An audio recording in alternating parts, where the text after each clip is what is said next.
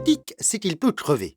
Bonne nouvelle, un pneu se change et dans 1 minute 30, cette manipulation vous paraîtra d'une simplicité biblique. La première chose à faire est de vous arrêter avec une roue à plat. De toute façon, vous n'irez pas bien loin. Choisissez un terrain plat, pas trop mou, le plus à l'écart possible de la circulation et coupez le moteur. Si vous êtes au bord de la route, mettez-vous en sécurité. Gilet jaune, triangle, warning. Serrez le frein à main et enclenchez une vitesse ou mettez en position parking de votre boîte automatique. Pour être tranquille, bloquez aussi une roue non crevée avec une cale. Normalement, tout l'équipement pour changer une roue se trouve dans le coffre, parfois sous le coffre. Il comprend une roue de secours, un cric et une clé. Nous vous conseillons aussi de vous munir de gants en vinyle ou en plastique pour éviter de vous salir les mains et d'une clé en croix qui facilitera l'opération. Avec l'une ou l'autre des clés, desserrez les boulons. Ça peut être dur, donc forcez ou prévoyez une bombe de dégrippant si votre voiture est ancienne. Ne desserrez surtout pas complètement les boulons, juste d'un demi-tour dans le sens inverse des aiguilles d'une montre pour les libérer.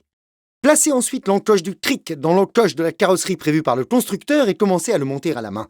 Une fois qu'il est calé, continuez avec la clé. La voiture décolle, c'est magique. Quand la roue crevée est à 5 cm du sol, c'est bon. Finissez de dévisser les boulons et ôtez la roue crevée. Si elle résiste, tapez un peu pour la faire bouger. Normalement, ça vient bien.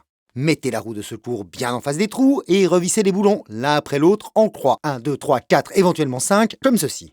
Serrez sans forcer, dévissez le cric pour poser la voiture au sol et finissez le serrage toujours en croix avec la clé du même nom si vous en avez une. Serrez bien. Rangez tout le matériel et foncez remplacer la roue chez un garagiste car une roue de secours n'est qu'une roue de secours et ne peut souvent pas dépasser le 80 km/h.